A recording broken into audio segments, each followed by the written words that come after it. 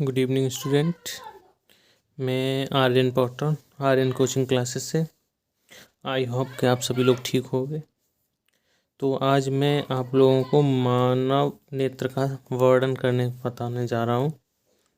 तो देखिए, सबसे पहले मैं बताता हूँ आपको मानव नेत्र का चित्र कैसे बनाना है। देखो, मानव नेत्र के चित्र बनाने के लिए बिल्कुल सबसे पहले आप एक गोलाकार ऐसे करके खींच लो।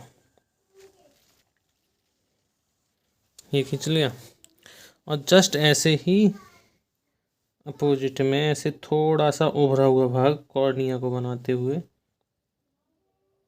कॉर्निया बन गई। बस थोड़ा सा उभरा करना है, ऐसे करके ऐसे आनी चाहिए, लेकिन थोड़ा सा उभार देना है, मतलब थोड़ा सा बड़ा करना है और ऐसे करके ऐसे कर देना है।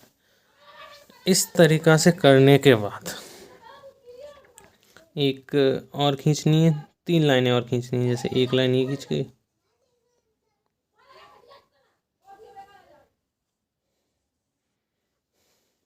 अब इस लाइन को से ही ऐसे करके ऐसे करना।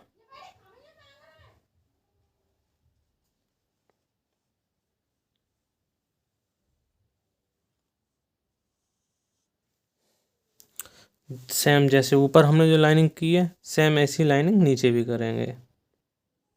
पहली लाइन तो ऐसे सीधी सीधी खींच दो, एक लाइन और खींचनी है, लेकिन थोड़ी सी वी बनाने के बाद, बी टाइप।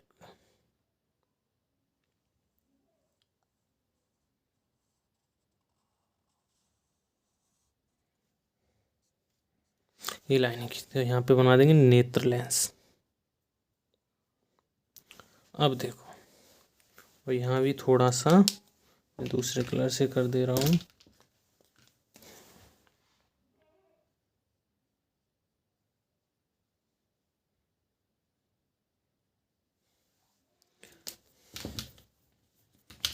और इसे नीचे वाली लाइन को डार्क कर दो थोड़ा। इसे कहते हैं कोरोइड। ये थोड़ी डार्क होती है सतह।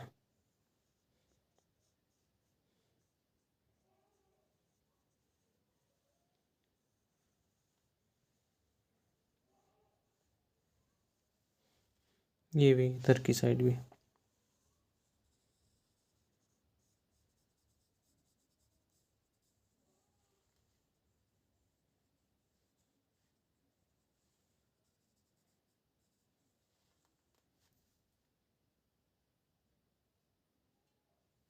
अब देखो,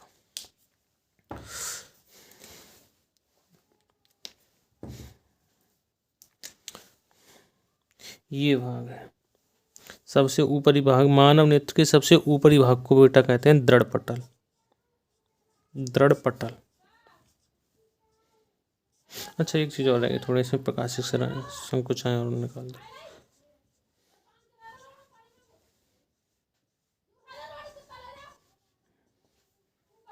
अच्छा, कचाव द्रव भरता है। यहाँ होता है बेटा जलीय द्रव।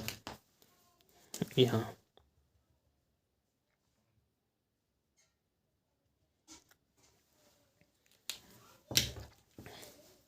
अब सबसे पहले तुमसे कोई पूछता है तो ये कहता है कि मानव नेत्र में दृढ़ पटल का काम क्या है। तो तुम्हें सिंपल सी भाषा में ये कहना है कि मानव नेत्र में सबसे ऊपरी वाली जो परत होती है उसे कहते हैं दृढ़ पटल। और ये हमारे शरीर के अंदर छोटी मोटी जो चोटें होती हैं, हमारा मानव नेत्र में छोटी मोटी जो चोटें लगती हैं उनसे ये रक्षा करती है। किसी भी चीज़ की कोई चोट लगेगी, सबसे पहले यहाँ रहेगी, तो छोटी मोटी चोटों से ये हमारे दृढ़ पटल रक्षा करेगा। ये इस भाग को बेटा कहते हैं कॉर्निया। कॉर्निया, इस भाग को कहते हैं कॉर्निया। कॉर्निया। तो बेटा मानव नेत्र में इसे, ये भाग को कॉर्निया कहते हैं। मानव नेत्र में सबसे उभरे हुए भाग को देखो, ये भाग उभरा हुआ है, मतलब थोड़ा बाहर की तरफ है ये भाग। वैसे कि एक गोला खींचेंगे तो इस टाइप का होगा, लेकिन ये थोड़ा उभरा हुआ है। तो मानव नेत्र में सबसे उभरे हुए भाग को कॉर्निया कहते हैं। मानव नेत्र में सबसे उभरे हुए भाग को कॉर्निया कहते हैं। और बेटा जो भी हमारा ये प्रकाश है, जो भी एंट्री करता है सीधे सीधे कॉर्निया से ही होकर हमारे नेत्र में प्रवेश करता है। कोई भी प्रकाश जब भी हमारे नेत्र में प्रवेश करेगा तो कहाँ से होके जाएगा, कॉर्निया से होके। कॉर्निया कहाँ होती है, मानव नेत्र में सबसे उभरे हुआ भाग होता है जिसे हम कॉर्निया कहते हैं, और कॉर्निया से होकर ही जितना प्रकाश है सीधे मानव नेत्र में जाएगा।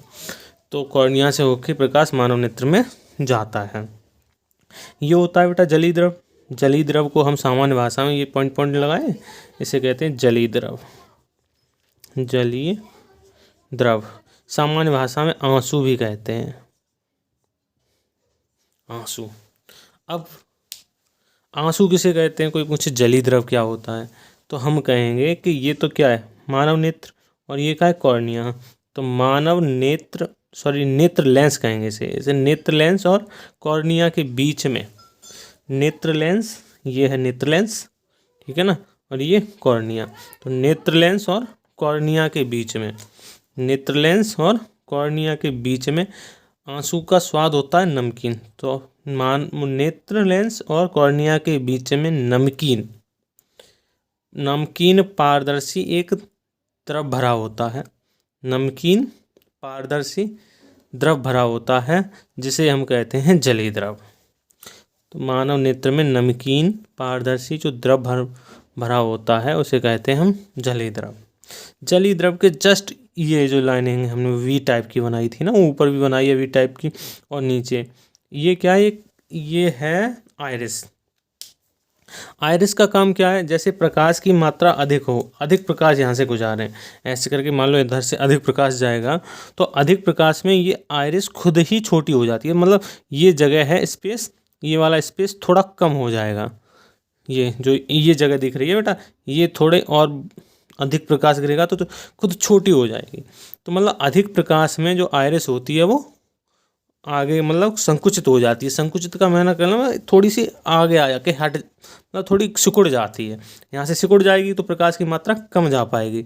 तो याद रखो कि अधिक प्रकाश में इसे क्या कहते हैं, पहले तो इसका नाम लिख दो, इसको कहते हैं आइरिस। आइरिस, तो आइरिस का काम यही है कि अधिक प्रकाश में आइरिस सिकुड़ जाती है जिससे कि प्रकाश की सीमित मात्रा ही मानव नेत्र में प्रवेश करती है। अब मानव नेत्र में सीमित मात्रा प्रवेश करेगी।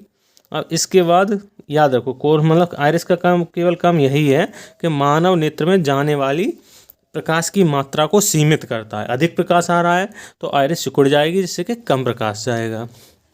अब इसके बाद आता है पुतली या नेत्र लेंस। पुतली क्या होती है, पुतली का यह गुण है कि अधिक प्रकाश में यह खुद स्वतः ही छोटी हो जाती है और कम प्रकाश में यह फैल जाती है। तभी तो देखा होगा तुमने जब भी कभी अंधेरे कमरे में जाते हो तो हमारी आंखें बिल्कुल बड़ी बड़ी हो जाती हैं। हमें देखने के लिए अपनी आंखों को ज़्यादा खोलना पड़ता है, और अगर हमें किसी धूप वगैरह में जाते हैं तो अपनी आंखों को खुद छोटी छोटी कर लेते हैं। अगर खुद देखना तुम ज़्यादातर के जगह अगर तुम्हें धूप वगैरह में सूर्य वगैरह को देखना होगा तो हमें अपनी आंखें छोटी छोटी करनी पड़ेंगी, लेकिन अंधेरे कमरे में अगर हम जा रहे हैं तो हमें अपनी आंखों को और बड़ा खोलना पड़ेगा क्योंकि ज़्यादा प्रकाश की मात्रा जाए।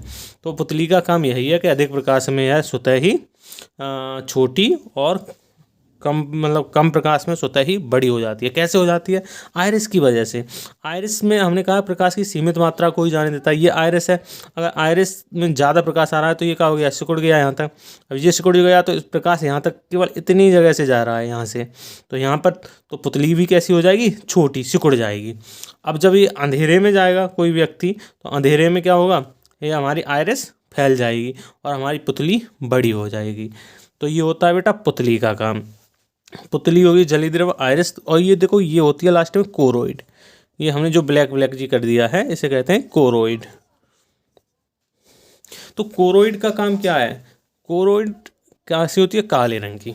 कोरोइड हमेशा कैसे होती है, काले रंग की। तो कोरोइड का काम ये है कि जो प्रकाश की मात्रा, जो प्रकाश यहाँ से एंटर कर रहा है, एंटर, तो प्रकाश को सीधे सीधे कहाँ पे जाना चाहिए, या इस जगह होता है बेटा रेटिना। रेटिना, अगर प्रकाश मानव नेत्र से सीधे सीधे रेटिना पे गिरता है तो हमें वस्तु एकदम साफ दिखाई देगी। अगर रेटिना पे गिर रहा है, रेटिना के इधर उधर गिर रहा है तो हमें वस्तु या धुंधली दिखाई देगी या फिर बिल्कुल दिखाई नहीं देगी। तो बाकी के जो प्रकाश है, मान लो प्रकाश यहाँ से एंटर किया तो इधर उधर फैलता है, तो यह जो फैलने वाला प्रकाश है इसे अवशोषित कर लेता है। अक्सर करके देखा है ना, जो काला रंग है, काले रंग पे अगर कोई चीज़ प्रकाश ज़्यादा डालते हैं तो वो ज़्यादा अवशोषित कर लेता है। तभी तो कहते हैं कि जाड़ों के टाइम में काले कपड़े पहने जाते हैं, जबकि गर्मियों के टाइम में सफ़ेद कपड़ा ज़्यादा आरामदायक होता है। क्यों?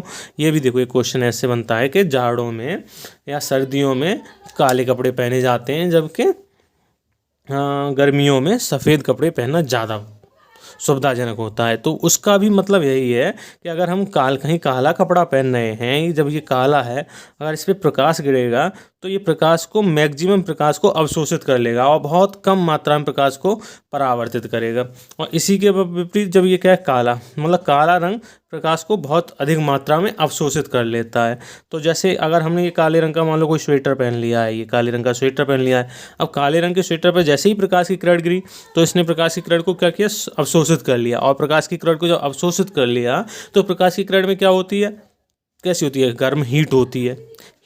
वो हीट कहाँ रह जाएगी, हमारे कपड़ों में रुकी रहेगी, और इससे कपड़ों में रुकी रहेगी वो हीट, तो हमारे शरीर को ठंडक कम लगेगी। तो इसीलिए ये काले रंग के हमें सर्दियों में कपड़े ज़्यादा पहनना सुविधाजनक होता है। इसी के विपरीत है बेटा सफ़ेद रंग का। सफ़ेद रंग में क्या है, अगर कोई प्रकाश की किरण गिरी तो मैक्सिमम प्रकाश को ये परावर्तित कर देगा, मतलब अवशोषित बहुत कम करता है सफ़ेद रंग।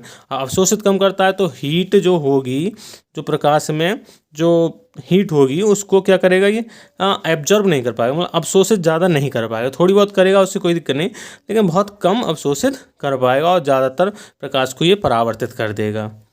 तो इसीलिए हमें सर्दियों में कैसे कपड़े पहनते हैं, काले कपड़े, और गर्मियों में सफ़ेद कपड़े ज़्यादा पहनना पसंद करते हैं।